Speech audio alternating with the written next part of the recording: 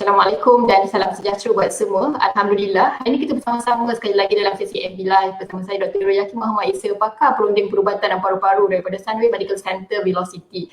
Jadi hari ini Alhamdulillah kita sangat bertuah kerana bersama-sama kita adalah seorang yang pakar di dalam bidang sirah ataupun sejarah Islam ya. Bersama kita adalah Ustaz Hubaid Muhammad Asmadi ya, di mana beliau telah mendapatkan ijazah sarjana muda fiqh dan usul fiqh ya daripada University of Yarmouk ya. Dan beliau adalah calon sarjana sejarah Islam di UM ya, dan beliau juga adalah pengasas kepada Sirah Daily ya. Jadi tanpa menaikkan masa, saya ingin menjemput Ustaz Hubaid ya kepada di dalam sesi Alhamdulillah kita. Assalamualaikum Ustaz. Assalamualaikum warahmatullahi wabarakatuh. Khabar doktor? Alhamdulillah Ustaz. Alhamdulillah. Ustaz sihat hari ini? Oh sihat, alhamdulillah. Sehat-sehat. Alhamdulillah. Okey, terima kasih Ustaz ya kerana sudi meluangkan masa bersama-sama kita untuk membincangkan mengenai tajuk kita hari ini, iaitu amalan spiritual ketika menghadapi ya saat-saat kematian ya, bagaimana sirah Nabi dan para sahabat ya, bagaimana sikap mereka ketika berdepan dengan situasi seperti ini ya.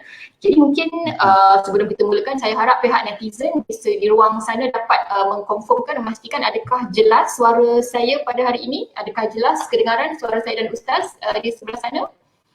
Okey, insyaAllah. Okey, Alhamdulillah nampaknya jelas. Jadi mungkin Ustaz boleh teruskan kepada persoalan kita hari ini. Ustaz dipersilakan. Okey, terima kasih yang pertama sekali Dr. Nurul Yakin, yang mungkin pertama kali juga saya kenal doktor dan pertama kali lakukan persiaran bersama dengan followers dan juga teman-teman doktor di page. Dan saya ucapkan terima kasih juga kerana sudi menjemput saya untuk membincangkan satu topik yang saya rasa dia janggal untuk dibincangkan ataupun sukar untuk dibincangkan dengan mudah, sebab dia cerita tentang satu saat dalam hidup kita yang paling kita takut sekali. Tetapi dan saya pun secara peribadi sangat jarang untuk cerita tentang kematian. Sebab tu bila Dr. Nurul Yakin jemput saya risau dah, doktor jemput ni sebab apa? Sebab doktor jarang dijemput oleh doktor. Maka saya pun fikir di manakah kaitan saya dengan doktor. Oh, rupanya dalam sirah ada satu cerita, iaitu dia punya puncak kepada cerita sirah, pengakhiran kepada sirah, of course, kematian Nabi. Dan peristiwa ini berlaku kepada semua orang, dan rupanya kematian yang dipaparkan dalam sirah itu, dia bukan cerita kosong, dia bukan cerita yang sekadar untuk kita sedih. Sebelum kita masuk tentang sirah kematian, saya perlu memulakan dengan satu mukadimah yang penting, iaitu untuk Muslim adalah satu sunnah untuk kita bincang tentang kematian. Bahkan dalam surah Al-Mulk yang kita baca tiap malam pun, alladzi khalaqal mauta wal hayah liyabluwakum ayyukum ahsanu amala, ada satu ulasan yang menarik tentang ayat ini. Kenapa Allah mulakan dengan mati sebelum hidup, yang menciptakan kematian dan kehidupan? Kenapa Allah mulakan dengan kematian? Antara tafsiran yang menarik tentang ayat ini adalah kerana al-maut adalah kita punya pengakhiran, dan al-maut adalah kita punya tujuan. Akhirnya kita akan mati untuk menuju ke syurga Allah Ta'ala, dan dunia ini akan berakhir begitu. Dan hayah kat situ ditafsirkan juga dengan hayah yang sebenar-benarnya kehidupan. Kehidupan yang kita lalui sekarang ni adalah satu kehidupan yang bukanlah superficial, tetapi dia satu daripada dua kehidupan. Kita ada dua kematian dan ada dua kehidupan. Kita hidup di dunia dan kita akan dihidupkan semula di alam akhirat nanti. Kita sebelum ni mati, tidak hidup, maka Allah hidupkan kita dan kita akan mati semula. Ada dua kematian dan ada dua kehidupan yang akan kita tempuh sebagai seorang Muslim. Maka kita kena perhatikan kematian. Bahkan Nabi sampai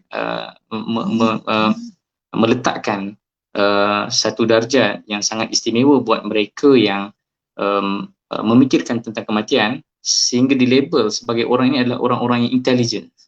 Al-kaisu man dana nafsahu wa amila lima ba'dal maut. Orang yang bijak ni, orang yang intelligent, dia memikirkan apa yang akan berlaku setelah dia mati. Sebelum fikir tentang apa yang berlaku lepas mati, kena fikir tentang kematian dululah. Kullu nafsin za'iqatul maut, ni antara ayat Quran yang mungkin selalu berlega, dan kita perlu menghayati kematian kerana kematian ini menghidupkan. Saya antara benda yang paling menakutkan kita bila cerita tentang kematian adalah takut kita rasa mati, hidup kita akan jadi mati bila fikir tentang kematian. Masing-masing pun biasa sebut tentang kematian, kita akan rasa tak semangat dan sebagainya lah. Tetapi sunnah dalam Islam mengikuti kematian ini dia banyak menghidupkan jiwa kita, menghidupkan kita punya nurani kita lah, insyaAllah. Maka kita tak boleh nak cerita terlalu banyak kerana of course bila sebut tentang sirah kematian, sirah yang berkaitan dengan kematian, dia melibatkan banyak watak kerana semua sahabat pun mati, Nabi SAW pun mati. Kita mungkin boleh fokus watak yang paling utama dalam sirah iaitu Nabi kita dan beberapa watak lain yang utama lah, Abu Bakar, Uthman, Umar dan sebagainya. Baik, bagaimanakah Nabi wafat? Dan kita akan keluarkan points yang penting lah untuk kita memahami jika kita melalui peristiwa yang sama, dan of course kita semua akan melalui peristiwa ini, apa sunnah yang kita perlu lakukan, apa yang kita boleh lakukan. Dan jika penonton ada soalan ataupun apa-apa sajalah yang mungkin nak ditanyakan ataupun nak dibincangkan, boleh terus menaip saja, tapi saya tak boleh tengok sekarang. Nanti lepas selesai baru saya akan tengok semula lah. Dr. Nurul pun boleh tegurlah kalau ada apa-apa yang mungkin tak jelas ke apa ya. Okey. Mungkin saya just nak kongsi sikit, menjelas sikit. Nanti mungkin orang bertanya, oh kenapa, apa kaitan saya sebagai doktor pakar paru-paru menjemput ustaz ke program ini. Jadi mungkin saya nak jelaskan sedikit. Jadi sebagai doktor pakar paru-paru ya, saya banyak berdepan dengan kes-kes, terutamanya kes pesakit kanser paru-paru peringkat akhir ya. Jadi bila kita bercakap mengenai kes-kes paru-paru, kanser paru-paru peringkat akhir ya, kita bercakap mengenai lifespan ataupun jangka hayat kurang daripada 6 bulan ya. Jadi mungkin juga lebih pendek daripada itu ya. Ada setengah orang mungkin dalam masa beberapa minggu, beberapa hari ya. Jadi ketika pesakit ini menghadapi saat-saat kematian ya, kita melihat ramai ahli keluarga yang datang ingin menziarah ya, membacakan yasin ya, dan bertanyakan apa lagi yang mereka boleh lakukan untuk membantu pesakit tadi dari segi spiritual ya. Jadi sebab itulah saya mungkin ingin dapatkan input tambahan daripada ustaz yang pakar dalam bidang sirah ni untuk melihat bagaimana para sahabat ya sebelum ini berdepan dengan kes-kes menghadapi saat-saat kematian seperti ini. Jadi saya serahkan kembali kepada ustaz, insyaAllah. Mungkin netizen kalau nak tanya soalan boleh tanya di ruangan komen, saya boleh terus flashkan soalan itu di skrin dan mungkin ustaz juga boleh secara langsung berinteraksi dan menjawabnya, insyaAllah. Jadi saya kembalikan kepada ustaz, insyaAllah. Silakan. Okey, terima kasih Doktor. Mungkin ruang yang terakhir daripada slot ni kita bagi open untuk soal jawab nanti kan. Terima kasih Doktor, settingkan balik, takut kita ke mana-mana ni. Okey, bila sebut tentang kematian, apa mindset yang perlu seorang Muslim itu ada dengan cara kita melihat bagaimana sahabat berinteraksi dengan kematian. Bila sebut tentang waris yang akan datang kepada ahli keluarga dia yang akan mati dan sebagainya, emosi itu adalah satu perkara yang natural. Kita tak boleh nak mematikan emosi. Bahkan bila Nabi SAW sakit dan Nabi terbaring, para Ansar menangis, berhimpun dan menangis kerana risau bila dengan kematian Nabi SAW. Para sahabat pun ada yang memang beremosi. Umar bin Al-Khattab antara contoh yang real bagaimana dia terlalu beremosi sampai dia ugut siapa-siapa yang menyebarkan kata Nabi dah mati ini dia punya balasannya, dia hunuskan pedang dia. Menunjukkan betapa emosi itu satu benda yang natural untuk dilalui oleh sesiapa pun. Tapi Nabi SAW selalu memberikan nasihat dan memberikan gambaran. Allah telah memberikan gambaran demi gambaran kepada para sahabat bahawa Nabi ni akan pergi. Okay. So mendidik waris kita, mendidik family kita, mendidik keluarga kita tentang hakikat bahawa semua manusia pun akan mati, dan ayah pun akan mati, saya pun akan mati, Dr. Nurul pun akan pergi juga, siapa-siapa pun akan pergi. Mendidik bahawa kematian ini adalah satu benda yang perlu berterusan kita ingatkan, supaya secara bila saat itu berlaku kita tidak terlalu beremosi sampai tak boleh nak kawal diri ya. Sebab itu antara pengajaran pertama yang kita dapat daripada sirah adalah seakan-akan Allah nak menyediakan para sahabat satu sunnah, iaitu menyediakan orang-orang di sekitar kita supaya bersedia menghadapi kematian kita. Sebab itu ada hadis menyebut, Nabi sebut umur umat aku ni antara 60 hingga 70. Okay. Itu pun satu benda yang menyediakan para sahabat. Nabi sebut pada Fatimah misalnya, Nabi panggil Fatimah, biasa tahun lepas, 2 tahun lepas, tiap tahun Jibril akan datang talaki Quran dengan aku sekali. Tapi tahun ni Jibril datang 2 kali. So Nabi cakap pada Fatimah, mungkin tahun ni adalah tahun ajal aku. Masa tu Nabi belum sakit lagi. Tapi Nabi dah mula berikan gambaran. Nabi wafat 12 Rabiul Awal, tahun ke-11 Hijrah. Bulan Ramadan sebelumnya biasanya akan ada talaki ataupun baca Quran dengan Jibril. Dan ketika bulan itulah Nabi beritahu kepada Fatimah, anak Nabi SAW yang Nabi sangat sayangi, bahawa tahun ni mungkin aku akan pergi, aku akan mati tahun ni. Maksudnya dah ada gambaran. Dan beberapa kali Nabi sebut banyak kali, Ibn Abbas pun mentafsirkan surah An-Nasr, idza jaa nasrullahi wal fath. Tafsirannya adalah Nabi akan mati. Okay? Bermakna ayat Quran yang turun dan ucapan yang Nabi sebut memberikan persiapan kepada para sahabat untuk bersedia dengan pemberian Nabi SAW. Maka ini satu pengajaran awal yang kita boleh dapat, bagaimana kita sebagai orang luar, mungkin lepas ni kita akan cerita tentang orang yang akan mati itu apa pula sunnah yang dia boleh lakukan. Orang-orang yang di sekitar ni, antara sunnah yang terawal yang kita belajar, yang pertama adalah kita perlu mendidiklah family kita dan diri kita sendiri untuk bersedia dengan kematian. Kita perlu kawal kita punya emosi dan sebagainya. Layak untuk sedih, layak untuk kecewa dan sebagainya. Tetapi akhirnya ini semua adalah takdir Allah Ta'ala, sebab itu kita kena bersedia. Okay? Baik, kita terus masuk kepada 4 sunnah yang penting lah. Saya takut masa pun tidak mencukupi untuk kita bincang macam-macam benda. Yang pertama adalah husnuzan dengan Allah Ta'ala. Okay? Daripada sirah, beritahu kepada kita, Muslim ni dia kena ada husnuzan, dia kena ada satu sangka baik kepada Allah Ta'ala. Takdir yang menimpa ayahnya, takdir yang menimpa ibu bapa kita, takdir yang menimpa saudara mara kita, kawan kita dan sebagainya, ini adalah urusan Allah Ta'ala. Ini adalah takdir Allah Ta'ala. Okay? Sebab itu kita lihat bila Nabi terbaring dan Fatimah sekali lagi dengan Nabi SAW, dan Fatimah sebut kepada Nabi, ya Allah, betapa teruknya keadaan ayahku ni, betapa dahsyatnya sakit yang menimpa engkau. Dan memang Nabi sebut, Aisyah sendiri sebut, aku tidak pernah melihat orang yang lebih sakit menghadapi kematian berbanding Nabi SAW. Bermakna Nabi pun sakit, of course sakit, sampai Nabi sebut inna lil mauti sakarat, sesungguhnya mati ni memang menyakitkan. Dan Fatimah berjumpa dengan Nabi SAW dan Fatimah cakap, betapa teruknya keadaan kamu wahai ayah. Dan Rasulullah SAW sebut apa? Laisa ala abika karban ba'dal yawm.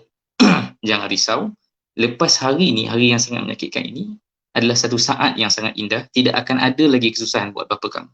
Menunjukkan Nabi SAW sangat husnuzan, percaya dengan Allah Ta'ala.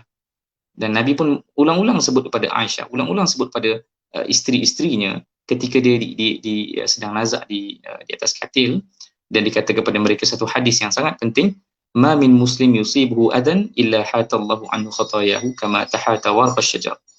Nabi ulang banyak kali. Ini satu petanda betapa sangka baiknya Nabi kepada Allah Ta'ala. Tidak akan ada seorang Muslim yang ditimpakan satu musibah kecuali Allah akan memusnahkan khatayah, dosa-dosanya, kesilapannya, sebagaimana gugurnya daun-daun pokok. Nabi sebut hadis ini ketika Nabi sakit dan Nabi nak mati. Menandakan betapa besarnya husnuzan dengan Allah Ta'ala. Itu perkara pertama. Okay? Di pihak orang yang sakit dan di pihak orang-orang yang di sekitar. Dan yang kedua, apa yang perlu kita buat, yang kita boleh contohi daripada sirah, wasiat. Wasiat ni biasa di norma masyarakat kita, wasiat ni berkaitan dengan duit, berkaitan dengan harta. Dan walaupun kita kadang-kadang faham wasiat ni juga nasihat dan sebagainya, tapi kita tidak meletakkan komitmen yang sama kepada satu lagi jenis wasiat ni. Kita beri komitmen yang sangat tinggi kepada wasiat dari segi harta dan sebagainya. Satu lagi benda yang lebih penting dan lagi banyak dihuraikan dalam sirah, iaitu Nabi SAW memberikan wasiat kepada sesiapa sahaja yang berada di sekitar. Nabi memberikan wasiat, nasihat kepada anak-anak Nabi SAW. Nabi berikan wasiat kepada isteri Nabi SAW. Nabi beri wasiat kepada umat. Nabi beri wasiat kepada Ansar secara khusus. Menandakan betapa besarnya peranan wasiat. Okay? Kerana wasiat ini akan menenangkan waris kita. Sebab antara benda yang menakutkan para waris, siapa tak tahu, mungkin Dr. Nurul yakin lebih banyak pengalaman ni, tapi daripada pengalaman peribadi saya sendiri, antara benda yang sangat merisaukan waris bila kematian adalah takut ada benda tak selesai, takut ada benda yang tak terucap. Maka seorang ayah yang akan meninggalkan anak-anak, tinggalkanlah segala kata-kata akhir kita di situ, selesaikan segala-galanya. Sebab itu perlu bermula dengan ketenangan dulu. So, kalau kita tak boleh kawal diri, terlalu beremosi, kita tak dapat nak menyampaikan wasiat dengan baik. Kita pun tak boleh memberikan nasihat terakhir untuk orang-orang yang di sekitar kita. Nabi beri wasiat kepada semua, menandakan ini satu sunnah yang sangat penting. Yang ketiga, doa. Doa sangat penting kerana doa lah yang boleh menandakan kita ni mengikat diri kita dengan Allah Ta'ala. Nabi SAW mengajarkan kepada kita satu doa, beberapa doa yang sangat penting, yang bila kita menyebut doa ini, yang pertama Allah akan memberikan ganjaran lah kepada doa itu. Yang kedua, dia akan menenangkan diri kita dengan takdir Allah Ta'ala. Dan yang ketiga, dia akan menenangkan orang-orang di sekitar kita. Kerana bila kita faham mati ni akhirnya menuju Allah Ta'ala, sebagaimana kita sebelum ni belum hidup, kita mati dan Allah hidupkan kita, berpunca daripada Allah Ta'ala juga, kita akan redha dengan kematian itu. Okay? Redha ni bukan relax, kita tak boleh terjemah redha dengan relax. Redha ni adalah kita tahu benda tu telah berlaku, kematian telah berlaku, kita ada emosi, okay? Tapi kita dengan penuh rasa tenang, kita anggap ini adalah ketentuan Allah Ta'ala, itu lebih baik untuk ayahku, itu lebih baik untuk orang yang akan pergi. Kita kena berpegang dengan satu benda ini. Dan Nabi sebut satu doa, jangan kamu minta kematian, Nabi pernah beritahu, maka layaklah untuk kita harapkan kita tidak mati. Dan betapa besarnya peranan para doktor untuk menyihatkan orang yang akan mati ini. Allahumma ahyini ma kanatil haya khairan li. Ini satu doa yang penting. Okay. Nanti mungkin saya akan kongsikan dengan Dr. Nurul Yakin lah senarai doa ni. Dan ini doa-doa yang maksur daripada Nabi SAW yang disebutkan bila orang tu nak mati. Okay. Dan doa ni penting dan kita kena perhatikan doa ni. Bukan lafaz je, sebab kalau lafaz saja bagus, lafaz saja pun sudah selesai lah. Tapi lebih berkualiti kita punya doa bila kita faham kenapa kita kena doa yang ini. Kerana dia ada satu intipati yang sangat penting.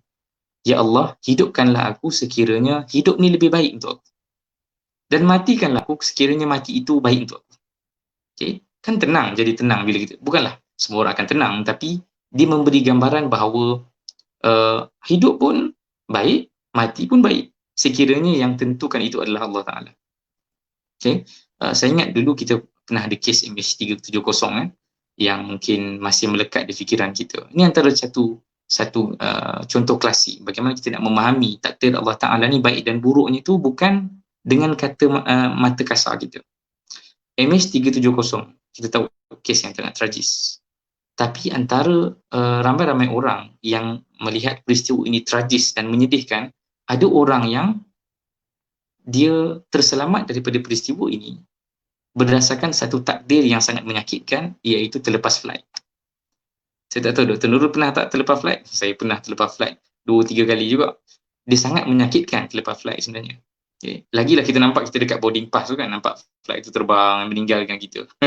So dia sangat menyakitkan terlepas flight sebenarnya. Itu takdir yang buruk. Tapi kalau orang tu terlepas flight dan flightnya adalah MH370, itu adalah takdir yang paling manis sekali dalam hidup dia.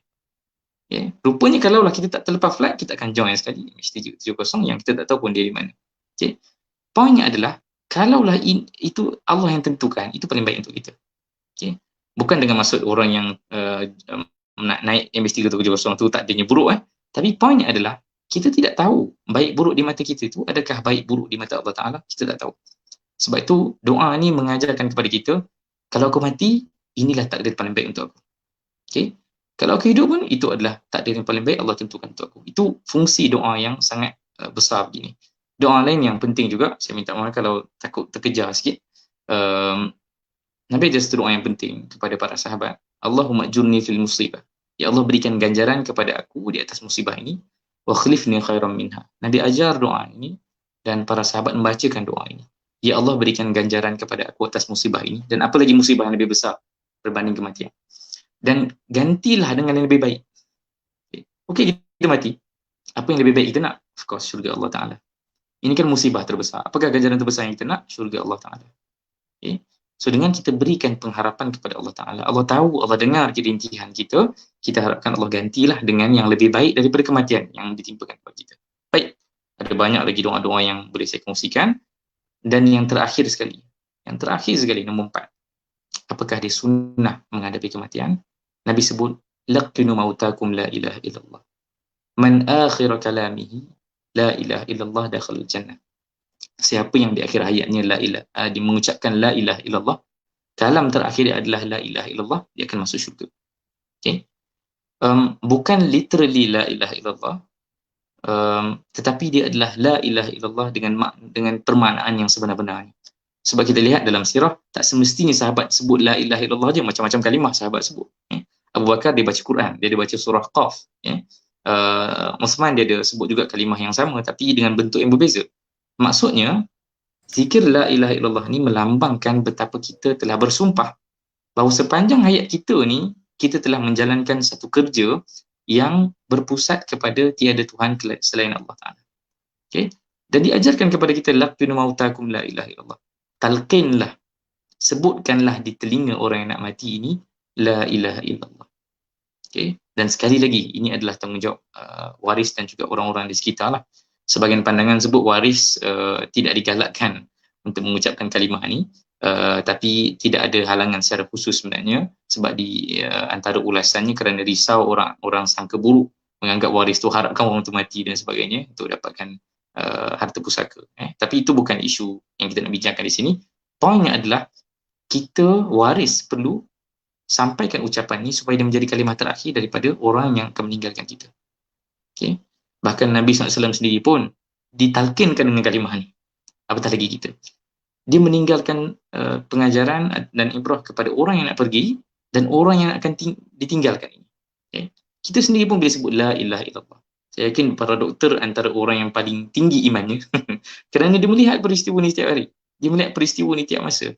Okay? Apalagi makna sebenar la ilaha illallah, melainkan hidup kita dan mati kita penghujungnya dalam kerangka la ilaha illallah.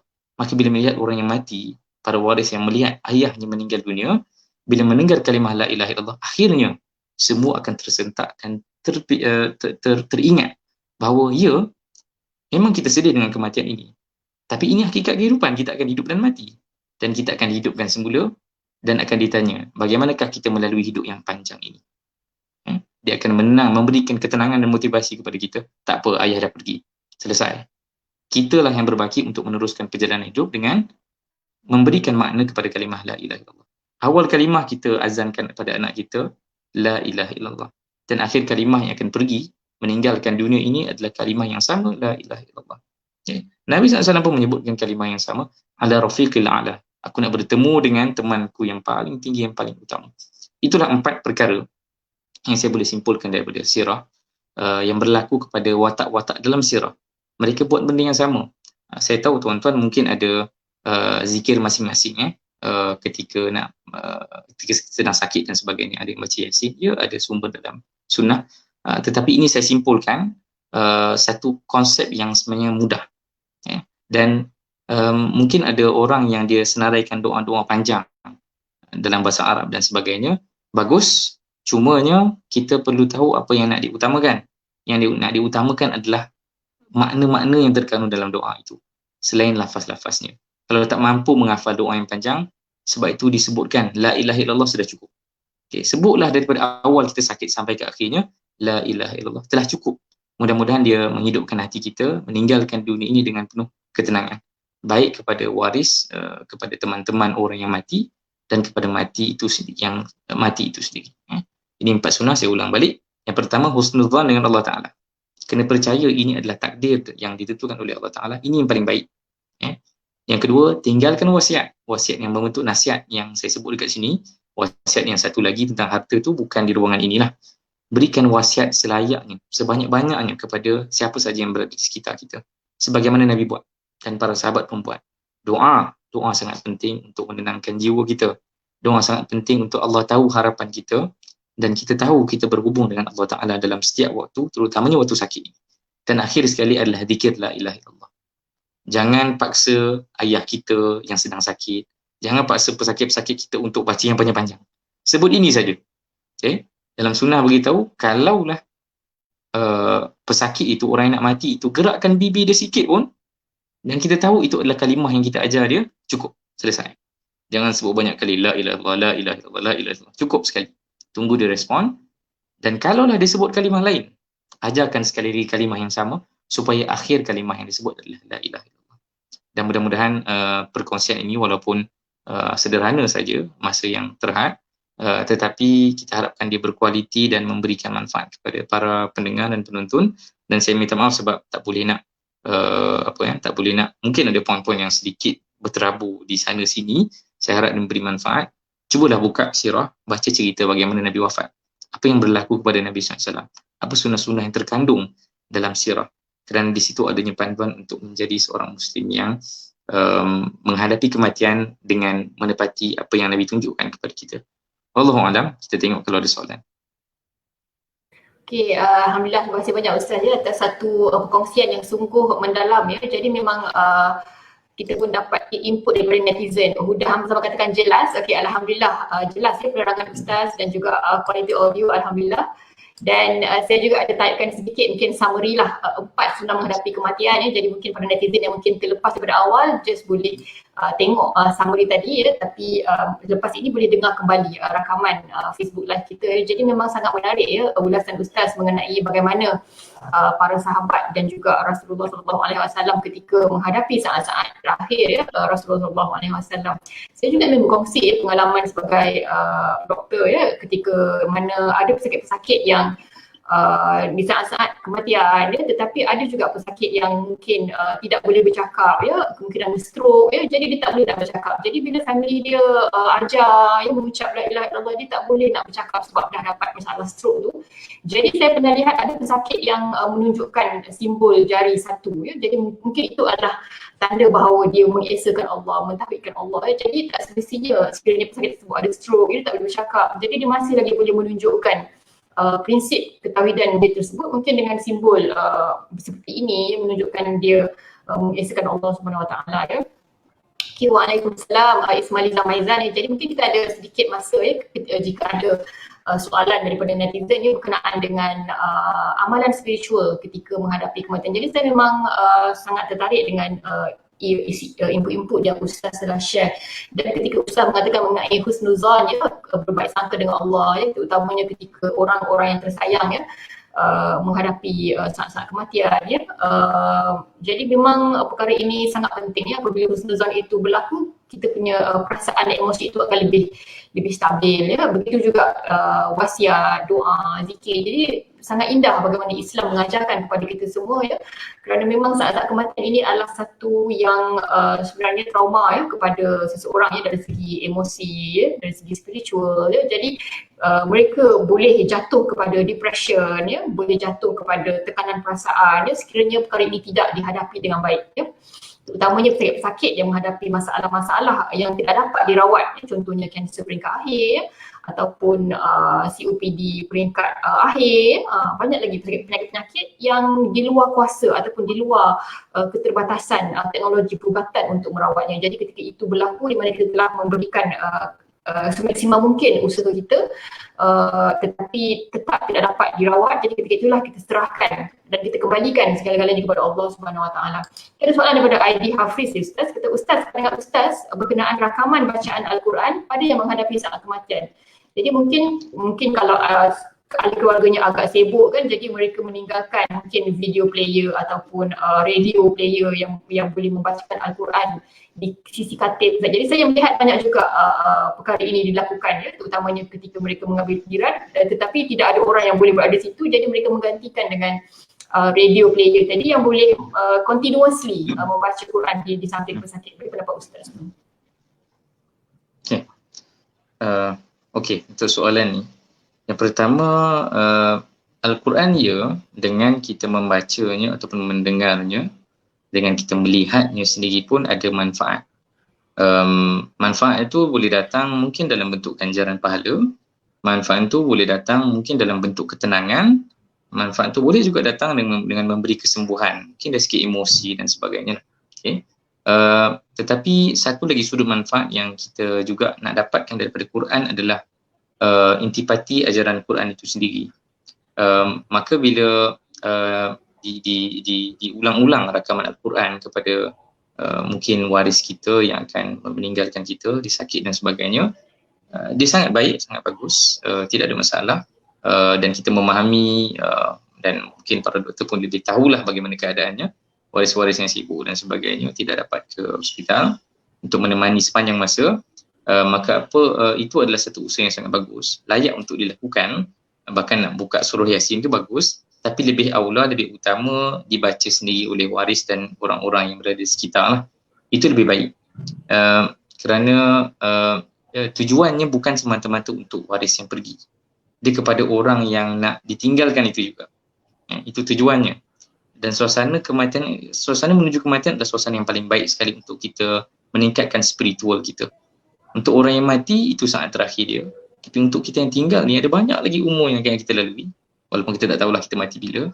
Sebab tu bila kita sendiri yang membacakan Al-Quran tu dan kita melihat teman kita, ayah kita, atuk kita, orang yang sedang menghadapi kematian, di saat kita sedang membaca satu surah yang disunahkan untuk baca ketika orang ditimpa musibah, misalnya surah Yasin, kita akan dapati suasana itu suasana yang akan membentuk kita punya spiritual. Sebab itu jawapan mudahnya adalah ya boleh dan bagus diusahakan begitu, tapi alangkah baik dan lebih baiknya kalau betul ada orang sendiri yang baca dan orang tu akan mendapat manfaat sekali. Faham ke? So itu gambaran bagaimana tujuan syariat ini memberikan sunnah tertentu dalam acara ataupun keadaan tertentu. Dia bukan semata-mata untuk orang yang pergi, dia untuk kita yang ditinggalkan juga. Allahu a'lam.